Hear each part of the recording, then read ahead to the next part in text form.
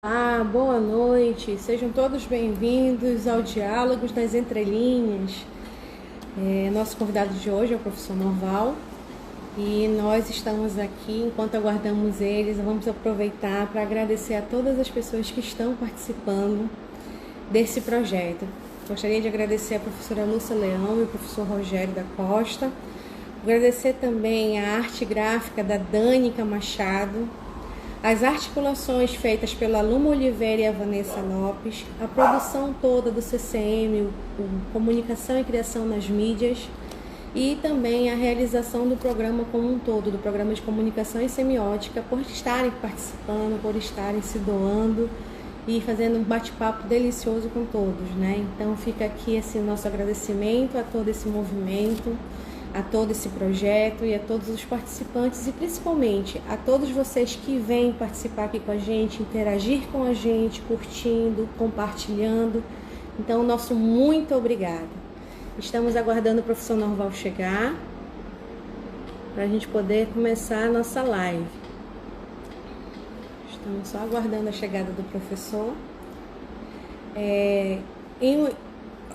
A série Diálogos surgiu em função da comemoração dos 50 anos do programa de comunicação e semiótica. Então, a partir daí surgiu Diálogos com os Professores, que vocês podem estar vendo no IGTV do nosso perfil.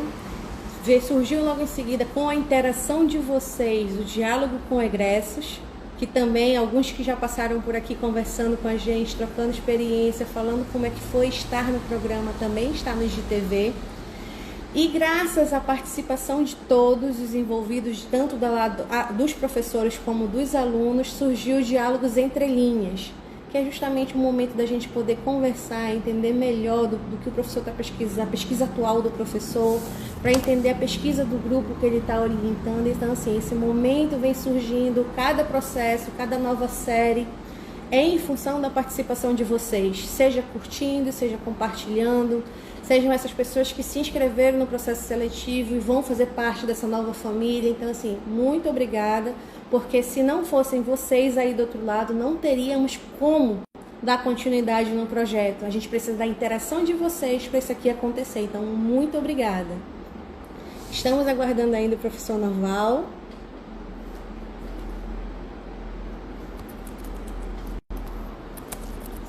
Vamos ver se ele já chegou.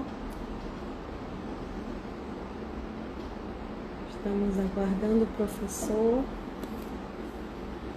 Sejam todos muito bem-vindos. Professora Lúcia Leão, obrigada por estar aqui. O SM_Rodrigo, Diogo Bonhouse, deixa eu ver quem mais está por aqui. O Luiz Delcides, sejam todos muito bem-vindos. Obrigado por estar participando com a gente aqui dessa nossa série. A estarem agora. O professor Norval chegou. Vamos mandar aqui um convite para o professor.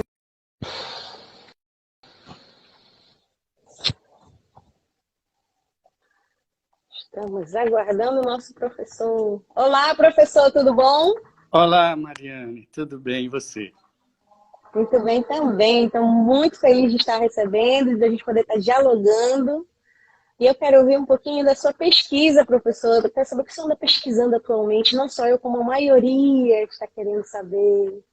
Boa noite a todos e a todas. E obrigado por mais esse espaço aqui de divulgação do nosso trabalho.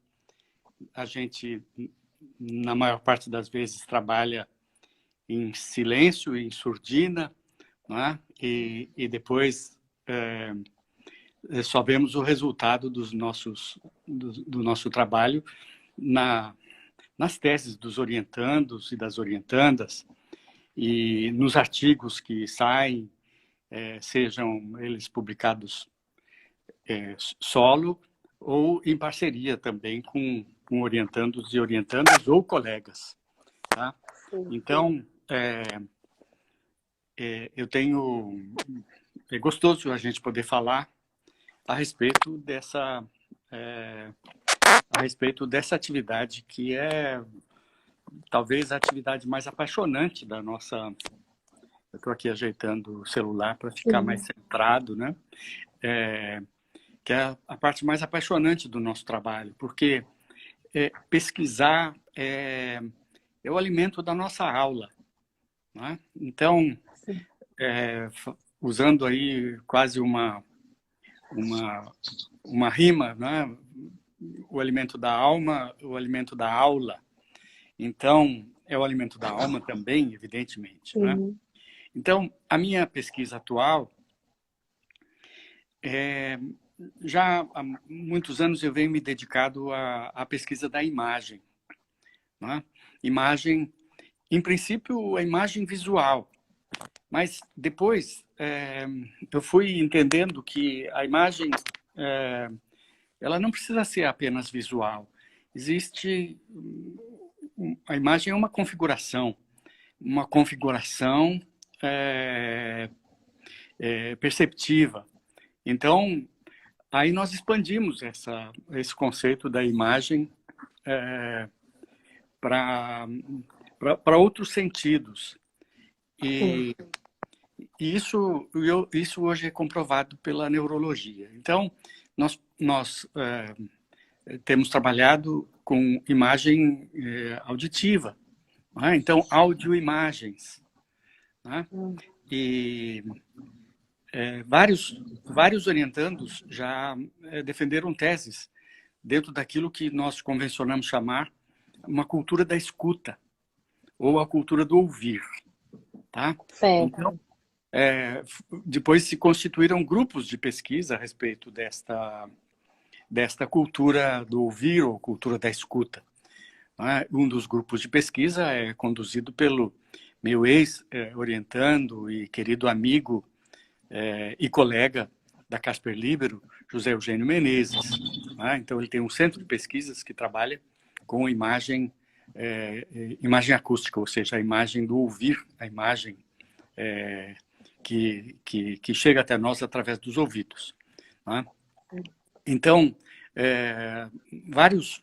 vários orientandos defenderam tese nessa direção. Então, por exemplo, tive um orientando que hoje está na Bélgica, trabalhando lá e continua pesquisando lá, que é o Rodrigo Fonseca.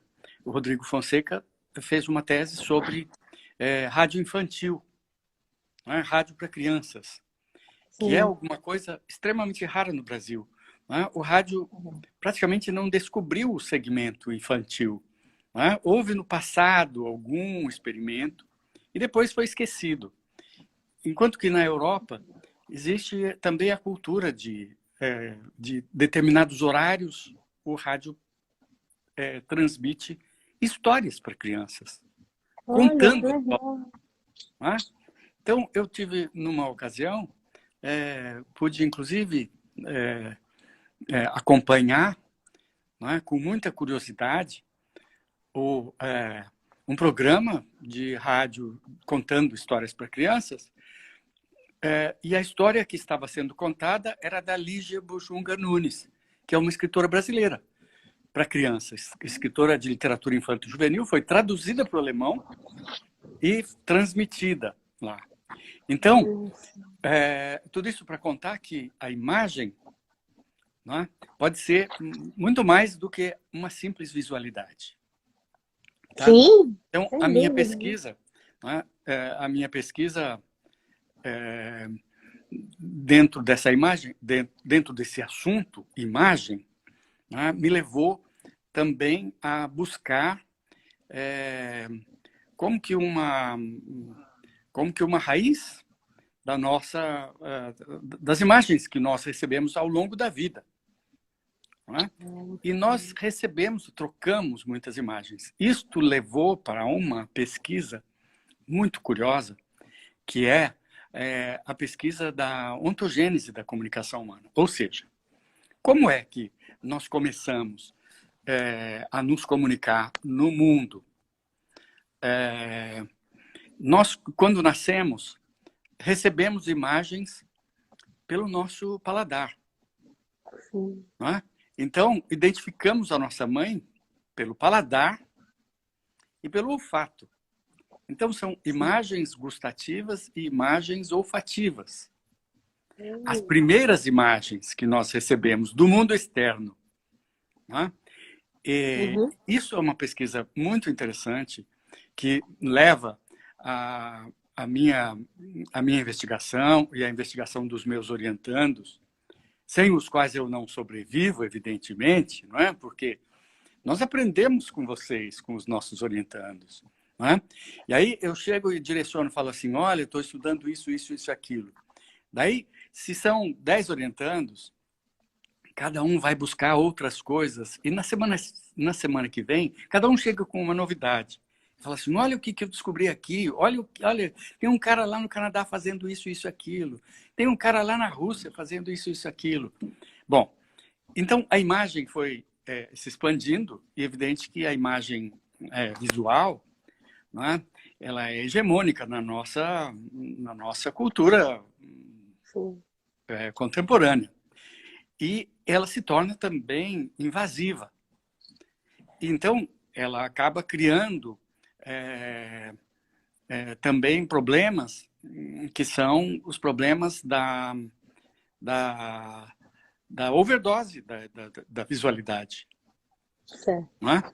Então, eu acabei interagindo e discutindo muito com um colega professor sociólogo alemão que eu conheci na época em que eu morei lá e que depois se encantou com o nosso programa.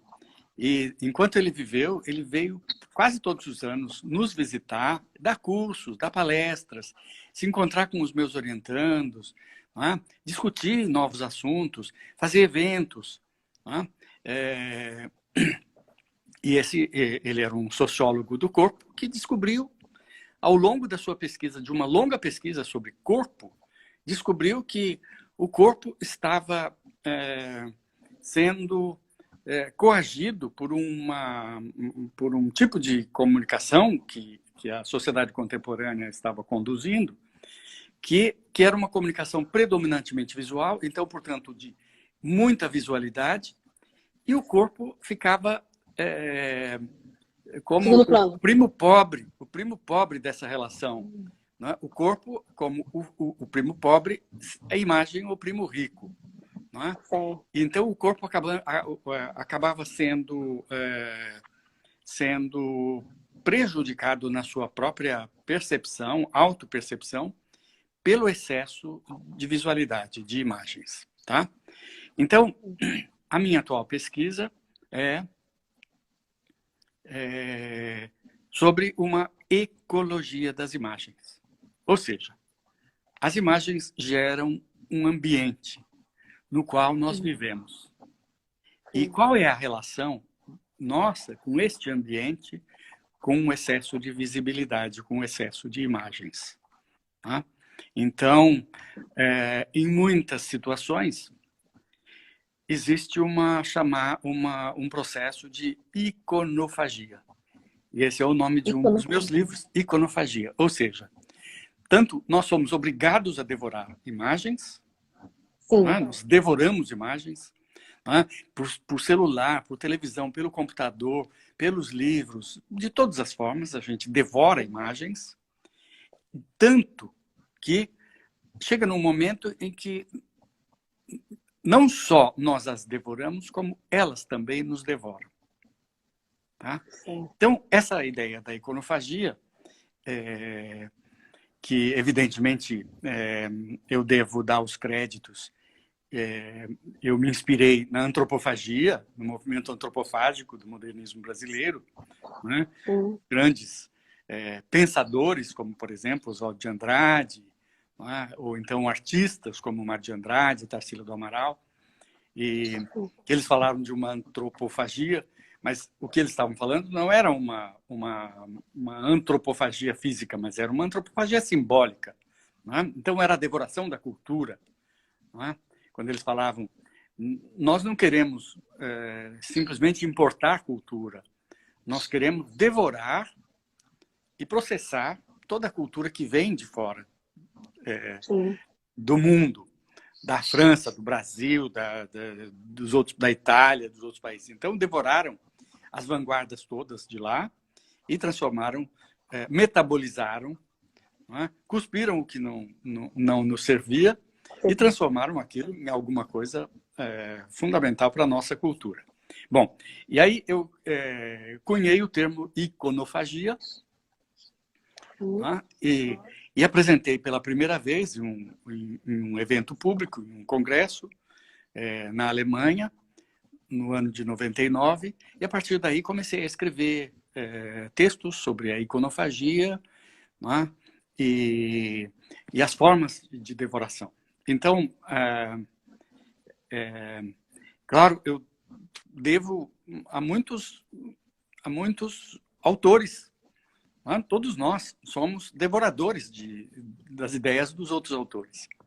Então, eu simplesmente dei um nome para uma coisa que já vinha sendo pensada de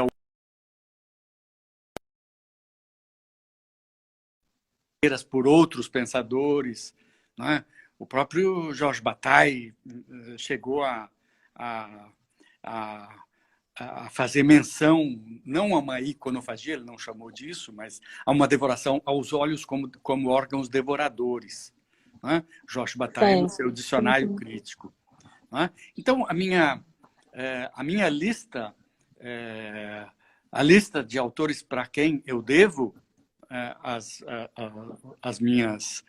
os meus textos e as minhas ideias é imensa. Tanto que no último livro, eu fiz eu começo o livro com interlocutores de ontem, então todos aqueles autores a quem eu devo alguma coisa, que já morreram, e depois interlocutores de hoje, do presente. Então é uma lista de quase uma página inteira de pessoas a quem eu devo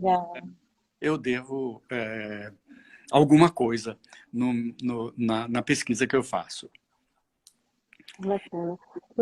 Professor, eu gostaria de entender, assim, dentro das suas pesquisas, os trabalhos que você orienta, assim, como é o perfil dessas pesquisas? Assim, você pode exemplificar essas dissertações e teses que o senhor tem abraçado e ajudado a desenvolver? Sim, sim. Hoje em dia, todas elas lidam com este assunto da imagem. De alguma forma, lidam com o assunto da imagem. Então, por exemplo, a tese do Leão, que falou hoje à tarde, né? Uma figura muito instigante, né? Um pesquisador muito sério, muito dedicado, né? Um grande jornalista consagrado, mas que voltou para a academia, né, humildemente, e se sentou lá e durante 4 anos, se sentou lá como aluno para aprender. Então, a pesquisa do Leão, sobre fotos de guerra, utilizando aí o acervo das fotos de guerra do Aby Warburg, que foi um judeu alemão, construtor de uma biblioteca monumental, uma biblioteca de ciências da cultura que hoje está em Londres. Então, um dos exemplos é o Leão Serva, que falou hoje à tarde, mas tem muitos exemplos. Mari, deixa eu te contar, eu orientei mais de 200 teses. Nossa, professor, é muita gente. É muita gente, né? E tem coisas muita imagem. E tem coisas muito instigantes. No começo não era só sobre imagem. E depois, nos últimos 20 anos, que é exatamente metade do meu percurso no programa, né? Então, do meu percurso na PUC, né? E no programa eu estou há 30 anos, aí nesses últimos 20 anos, então eu me concentrei, eu só aceitava pesquisas que fossem lidar com esse assunto. Também porque é uma exigência da CAPES, que a gente não pode orientar sobre qualquer coisa. A gente tem que orientar sobre coisas com as quais a gente domina e com as quais os nossos orientandos vão dialogar. Bom, então deixa eu te contar uma pesquisa muito curiosa e muito interessante de doutorado. Certo. A doutoranda é enfermeira. tá? Então é de ciências da saúde, é uma profissional de ciências da saúde. Ela já veio com mestrado e ela veio com uma proposta de estudar a possibilidade de comunicação com pacientes em coma, por meio de estímulos não visuais, nem auditivos, mas olfativos. Gente, como é isso?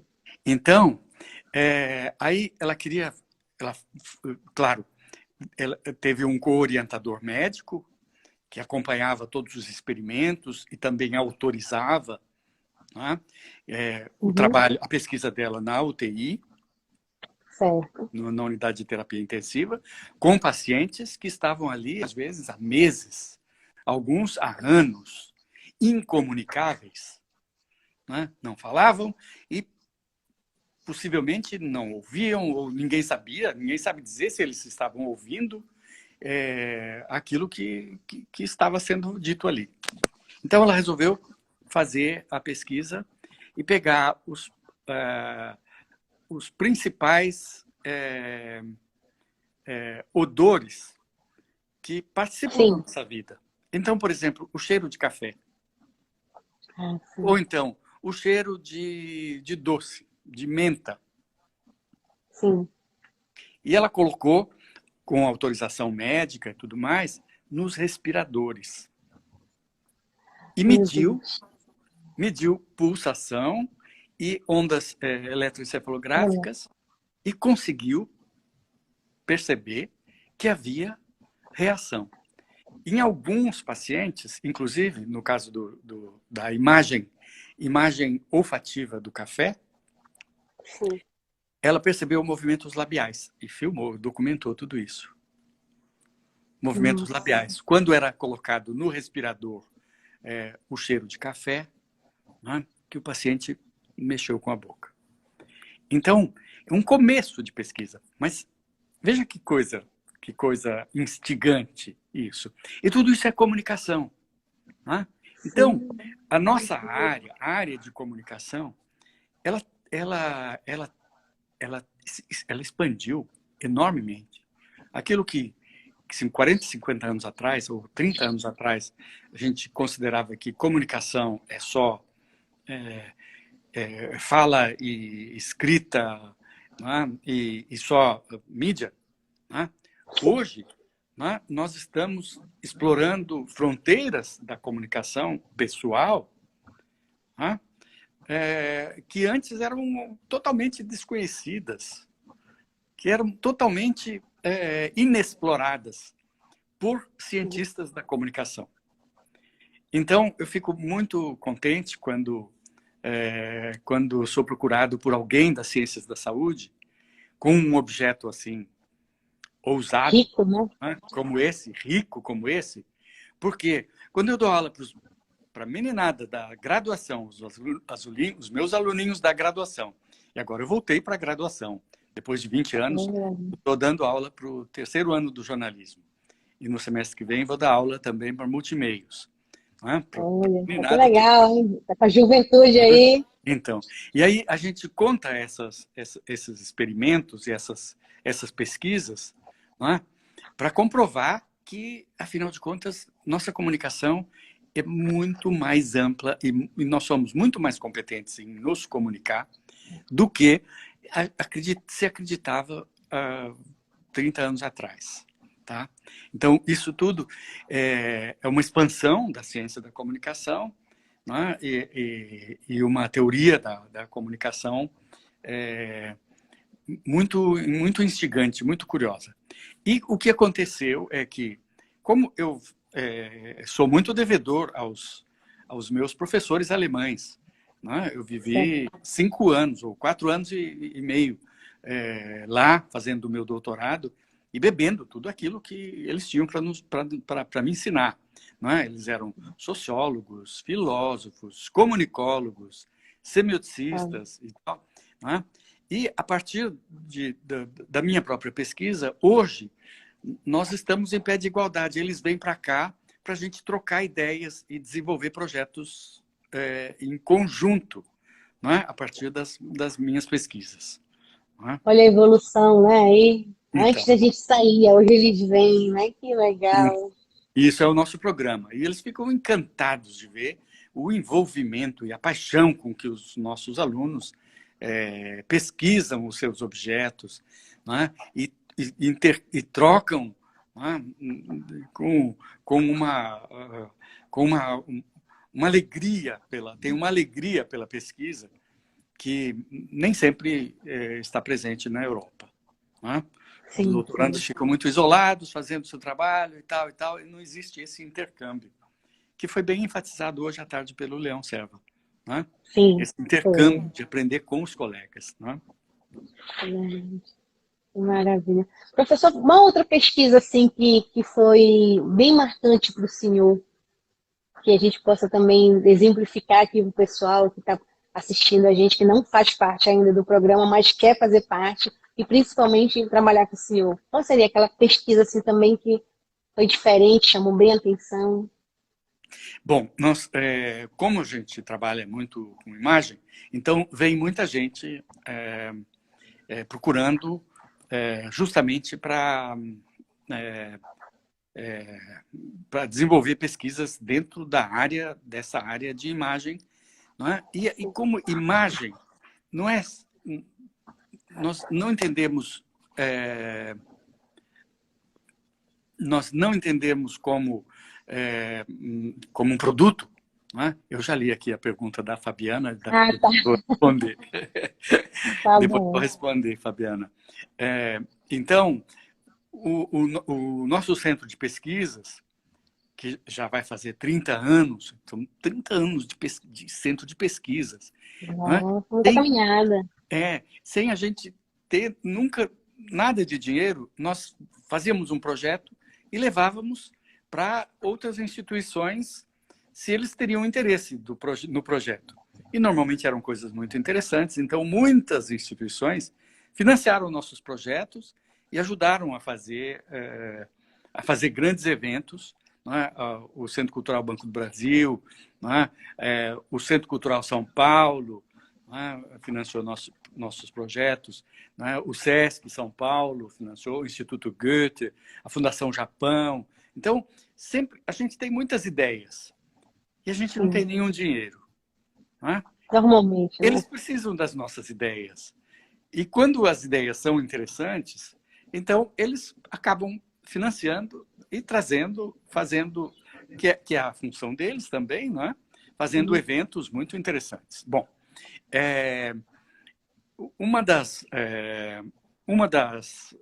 um dos grandes projetos que o Centro de Pesquisas realizou foi um evento internacional chamado Imagem e Violência.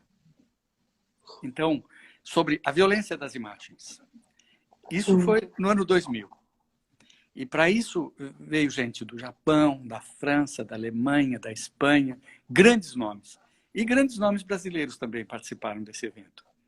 Então, a conferência de encerramento foi feita pelo Jean Baudrillard. Tá. Não é? O Jean Baudrillard, francês, na época ainda era vivo, não é? E que, claro, era uma figura midiática. Então, aconteceu... Né? Continua sendo, né? Mas aconteceu aquele... Né? Então, 700 pessoas, o SESC foi que viabilizou esse projeto, né? E colocou num teatro de 700 pessoas. E eles próprios falaram assim, será que nós vamos encher esse teatro? Eu falei assim, bom, vamos tentar, não é? E o evento durou 3 dias, e nos 3 dias estava lotado o teatro, 700 pessoas. Não é? Ai, que então, maravilha! não é? Então, cada um falando sobre coisas diferentes a respeito dessa relação problemática entre imagem e violência. Não é? As imagens da violência, mas também a violência das imagens. Não é? Então, esse foi um projeto. Muita gente de fotografia. Então, os projetos de fotografia trouxeram questões muito interessantes, muito instigantes. Né? Você está Sim. em Belém, não está? Estou em Belém. Pois é, então eu vou citar uma colega sua daí de Belém, que fez o Legal. doutorado sobre... O projeto de doutorado dela era investigar os álbuns fotográficos de idosos que tinham sido internados em asilos. Oh, meu Deus. Não é? Então, Muito o bom. nome dela, ela é uma famosa fotógrafa, uma importante fotógrafa, reconhecida internacionalmente, não é? E aí, enfim, a Cláudia Leão, né? É importante dizer o nome dela. Sim. Né? E eu, quando ela me procurou e apresentou o projeto, eu falei, Cláudia, em primeiro lugar, né? Será que nós vamos ter estrutura emocional para suportar as descobertas que nós vamos fazer? Né? Ela falou assim, olha, professor, eu estou fazendo terapia já. Falei, então tá bom. Então eu fico mais tranquilo em relação a isso. E aí o que descobriu a Cláudia? Quando ela começou a fazer a pesquisa de campo, descobriu que a maioria dos idosos não tinha levado os seus álbuns fotográficos para o asilo. Então a conversa dela com eles foi, bom, por quê? Sim. Porque o álbum fotográfico é a história de vida da pessoa. Né? É a história de vida. E eles estavam, naquele momento, eles estavam rompendo com a história de vida e eles estavam se colocando numa situação de espera da morte. Né? Então, ela escreveu a tese, uma linda tese, que infelizmente não foi publicada ainda em livro, né? E a banca, evidentemente, chorou durante a defesa. Posso imaginar. Não é? Então, teses como essa. Tem muitas outras teses que foram muito marcantes. Todas elas são muito marcantes. Não é? Não dá para a gente falar aqui das 200. Não dá. Infelizmente, não dá. Infelizmente, não dá. Não é? Mas eu estou citando alguns exemplos assim extremos. Não é? Então, por exemplo, teses sobre imagens da memória. Não é? Sim, isso me perguntar. Imagens da memória. Então, o Diogo, por exemplo, o Diogo Bornhausen, que está aqui nos prestigiando, o Diogo que me ajuda, que é um dos diretores do Arquivo Flusser, ele é o diretor de pesquisas do Arquivo Flusser, eu sou o diretor científico, ele é o diretor de pesquisas do Arquivo Flusser, e o Diogo trabalhou com a memória com o Google, com as imagens do Google, como memória. Então, tem o Fábio Cicchini, que hoje está na Casper Libero, trabalhou também com o conceito de inconsciente óptico, de Benjamin. A Camila Garcia, que é fotógrafa também, trabalhou com álbuns fotográficos, com a escalada da quantidade de fotografias que a foto digital,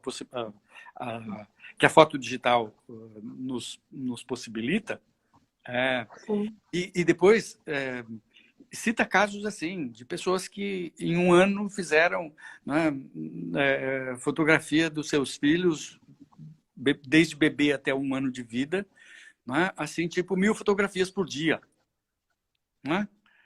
Então, nessa faixa. Então, você está nessa faixa? Pois é. A pergunta é, ótimo, que legal fazer.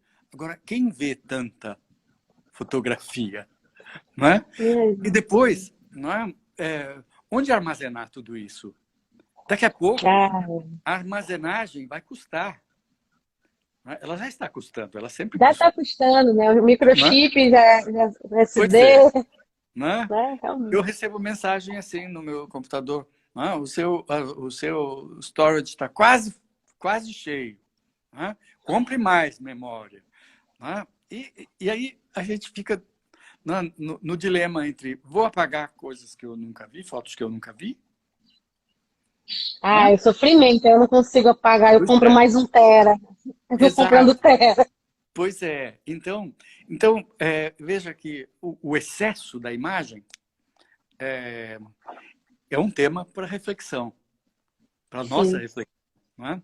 E no caso dos fotógrafos, né? É, todos nós somos fotógrafos hoje em dia, né? sim. Até eu que me considero um péssimo fotógrafo, saio fotografando coisas por aí, né? Preciso me policiar para Uhum. não fotografar demais, né? Professor, com relação assim, por exemplo, você está falando em fotografia, é comum agora, a gente vai para o show, para qualquer lugar que seja, mas assim, orquestras, essas coisas, as pessoas não estão mais vendo, elas estão botando o celular para filmar, para fotografar. O senhor tem alguma pesquisa a respeito nesse sentido, assim, falando disso? Elas É, deixarem de viver o presente para tentar guardar uma coisa que. o que me chama a atenção, Mari, é que as pessoas vão para o show, mas elas fazem selfie no show, tá? Então, no Sim, fundo, é uma foto de si mesmo. sim. E aí, o meu último livro é um livro sobre o selfie. Ele Ai, chama, ele chama Existências Penduradas, tá? Então, eu escrevo sobre o gesto do selfie, né? ai, que legal. E o gesto do selfie, normalmente, é a mão levantada assim para cima, né? E onde a gente se coloca lá em cima. A gente coloca a nossa imagem lá em cima. E lá fica Sim. pendurado. E depois, para onde vão essas fotos? Esses selfies vão para a nuvem e a gente continua pendurado.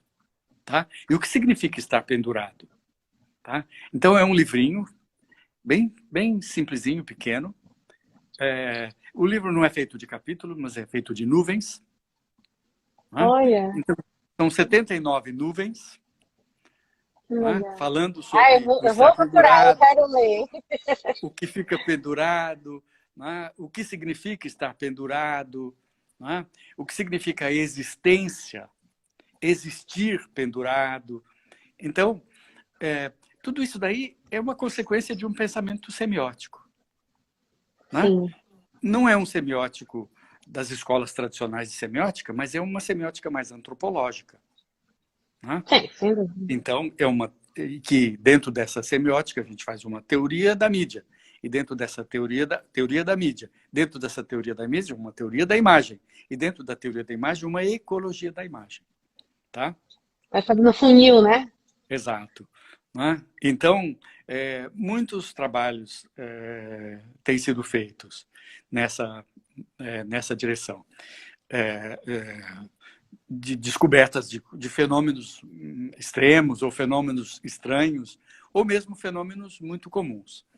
Hoje em dia, está tendo muita gente, os mais jovens, né? Os orientandos mais jovens, eles trabalham sobre manifestações da imagem que são da geração deles.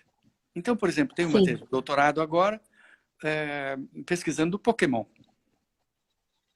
Olha, interessante. Não é? E ele é muita imagem, né? Muita imagem. Exato. Não é? O que é o ambiente do Pokémon? Não é? E de onde vêm essas imagens? Então, a gente acaba aprendendo.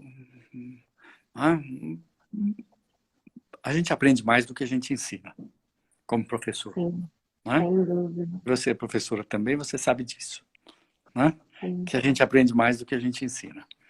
Não é? é Então, verdade. com isso, não é? Alguns orientandos trazem eles já vêm com uma ideia assim tão interessante que a gente fica seduzido pelas propostas de pesquisa. Né? Tem um, tem uma pesquisa. Bom, claro, e como eu sempre trabalhei com cultura, e a cultura Sim, como um ambiente, né? Então, eu acabei trazendo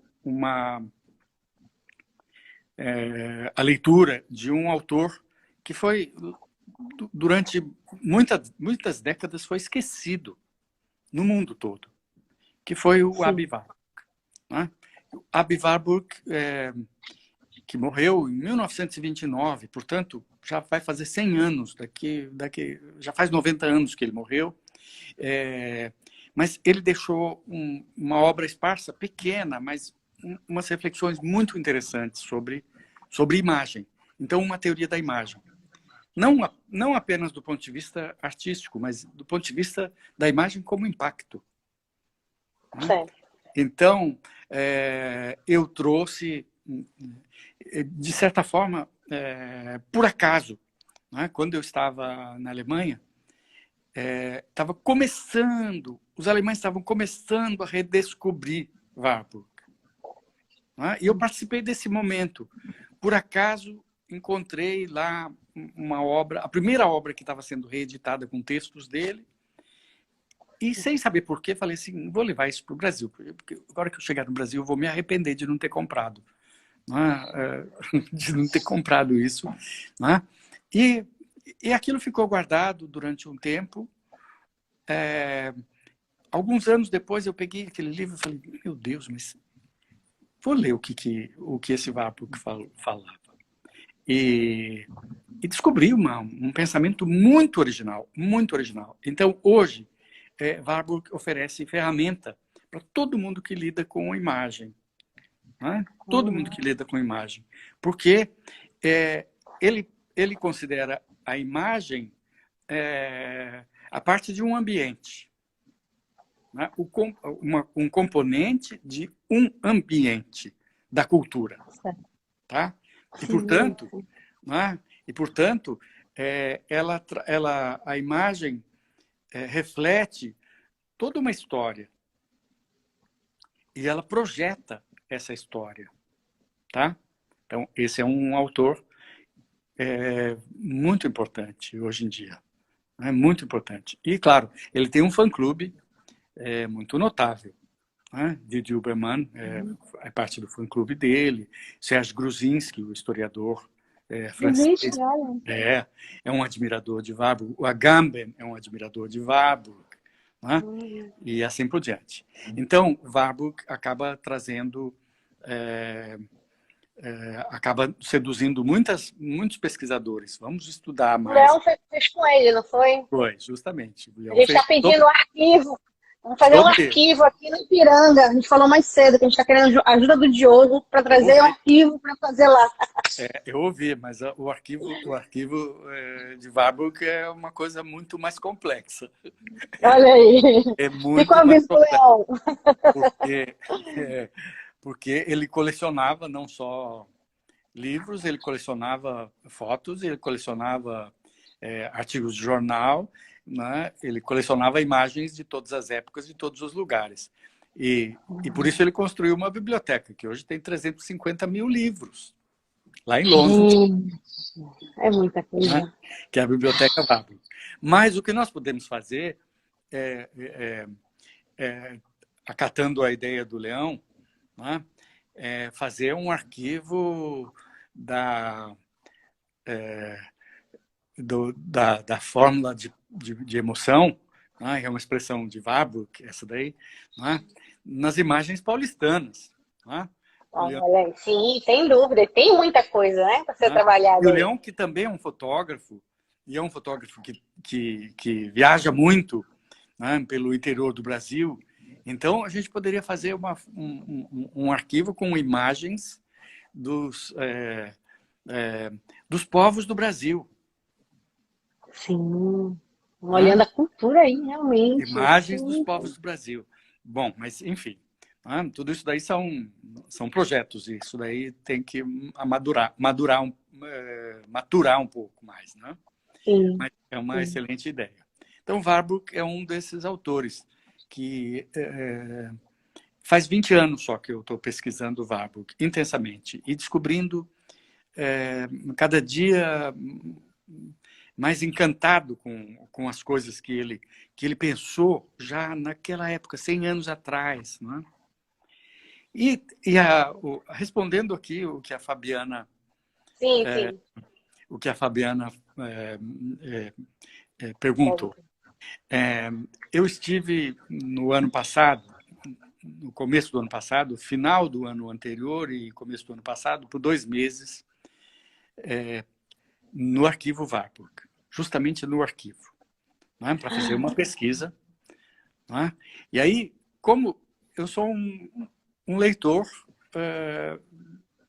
de Warburg já há 20 anos, então conheço relativamente bastante a respeito do pensamento dele. Sim. E observei que ninguém tinha pesquisado um determinado tópico do pensamento de Warburg.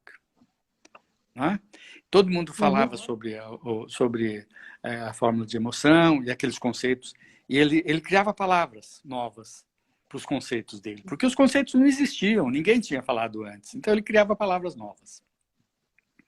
Bom, e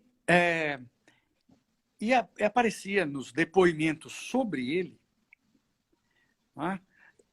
depoimentos de algumas pessoas que falavam, que contavam que quando eles iam visitar a biblioteca, que o Warburg os conduzia pela biblioteca e, num determinado lugar, ele apresentava uma estante e falava assim, essa estante é o guarda-venenos da biblioteca.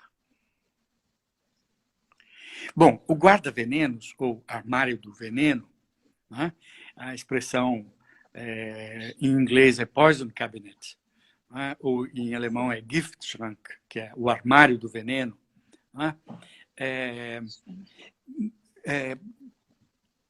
Então, ninguém estudou isso, porque na transferência da biblioteca para Londres, provavelmente não havia um armário fechado, mas havia ali alguma coisa que ele considerava venenosa. Certo, sim. E como era uma biblioteca de ciências da cultura, então seriam os venenos da cultura. Que venenos da cultura? Aí eu fui para lá, com a cara e com a coragem, para procurar na correspondência dele e nos arquivos, nos fichários dele, que são uma coisa encantadora, os fichários. É uma coisa assim, quando eu cheguei diante dos fichários e vi aquelas caixas, são caixas grandes assim e fundas, com meio metro de profundidade, cheias de fichinhas, São mais de 100 caixas, são fichários, e cada caixa dessa tem mais de 1000 fichinhas, escritas com a mão dele própria, ou então com recortes de jornal, com pequenas imagens, com cartões postais que ele colocava ali, sobre determinados temas. E aí com a catalogação de temas. Então, temas como superstição, como religião, como política. E, é claro, ele era um pensador da imagem. Então, o que ele estava colocando aquelas fichinhas como uma orientação para a biblioteca, todos os temas que interessavam a biblioteca. Certo. E aí eu fiquei 2 meses, a vaga só para 2 pesquisadores dentro do arquivo, só para 2 pesquisadores todos os dias. Eu não consegui todos os dias, mas eu consegui a maior parte dos dias, uma das 2 vagas, e lendo, e estudando, e procurando, e mapeando o pensamento do Warburg que estava ali, para tentar descobrir o que é que ele considerava venenoso. Tá? Encontrou? Isso, claro que encontrei. Eu não sei se eu vou contar o segredo para vocês agora, porque é o tema do meu próximo livro. O próximo livro vai se chamar... Já deixou com gostinho. Vai se chamar O Veneno de Warburg. O Veneno de Warburg. Mas eu vou contar já como uma propaganda. Essa é a minha atual pesquisa. Estou aqui com uma montanha de livros do meu lado, todos os livros do Warburg e os livros dos autores que ele considerava venenosos. Sim, está fazendo a reflexão aí. Então, bom, só para contar um autor que ele considerava venenoso, que estava lá no armário do veneno. foi um sujeito que tem a ver com o Brasil. E que foi o Conde de Gobineau. O Conde de Gobineau era o representante do governo francês aqui no Brasil durante o Segundo Império e que, então, manteve correspondência com o imperador Pedro II. E este era um homem que dizia para o Dom Pedro o seguinte: o Brasil nunca vai se tornar uma nação desenvolvida se ele não branquear a sua raça. É um veneno isso. Pois é. Então, ele escreveu uma obra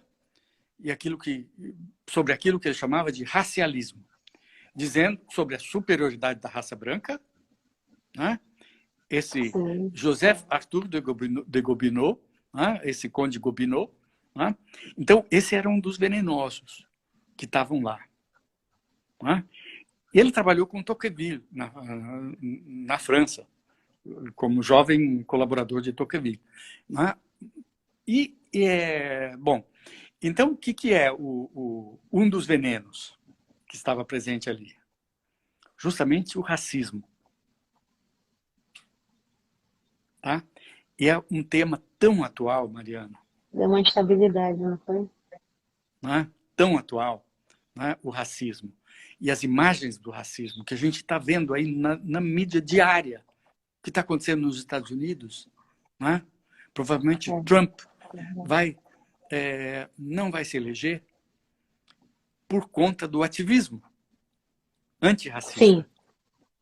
Né? Sim. Ainda bem, graças a Deus que ele não vai se eleger. Porque né, esse tipo de coisa, né, é um veneno para a cultura. E continua aí. Né? Todo o pensamento de Hitler se inspirou nesse Gobineau. Bom, ele ficou lá... Justifica o veneno, né? Justifica. Pois é. Então, estudar imagens significa também estudar estas imagens da cultura. Né? As imagens venenosas. Né? A cultura... A gente é professor... Infelizmente, a gente está chegando quase no final do nosso tempo, mas assim, eu já quero saber o livro, por favor, publique logo, que eu estou curiosa. E quero realmente agradecer pelo seu tempo com a gente, por explicar um pouco das suas pesquisas, por nos instigar. Você está instigando a gente aqui assim, nossa. E nem falamos sobre Flusser, não é? Nem conversamos sobre ele. Nem falamos sobre Flusser. Vou marcar um momento para a gente. Isso, mas uma palavrinha só. Né? Visitem o arquivo Flusser. Né? Visitem o arquivo Flusser. E tem 1000 pesquisas possíveis a partir de Flusser. Né? E nós somos o lugar que abrigou esse arquivo. Né? Que são todos os escritos do Flusser. E é possível visitar, se inscrever e visitar toda a sua obra que nós colocamos online com o apoio da FAPESP e com o apoio da PUC. Tá? Sim, pode deixar, a gente está curioso, a gente já conversou com o Diogo, a gente está vendo a possibilidade de vir falar mais sobre isso, sobre os arquivos de Flusser. E realmente eu lhe agradeço muito mesmo pelo seu tempo, por estar aqui com a gente, distribuindo esse conhecimento. Realmente é um papo muito gostoso. Mari, eu que agradeço. Viu? Obrigado. Então, viu? Obrigada, professor. Eu vou ter que, infelizmente, encerrar para a gente poder salvar. E vamos marcar umas outras conversas por aí. Outros diálogos. Tem que continuar. Beijos a todos que me presentearam com esse tempo de escuta. Obrigada, professor. Obrigada mesmo. Tchau. Um beijo. Beijo. Boa noite. Mais uma vez, agradecendo ao professor Norval pelo tempo dele, pelas palavras excelentes e maravilhosas, por nos instigar, né, nessa noite de quinta-feira. Gente, eu quero agradecer em especial ao projeto criado pelos coordenadores do curso de pós-graduação de Comunicação e Semiótica, Lúcia Leão, e o professor Rogério da Costa, por esse movimento que ele está fazendo aqui nesses diálogos.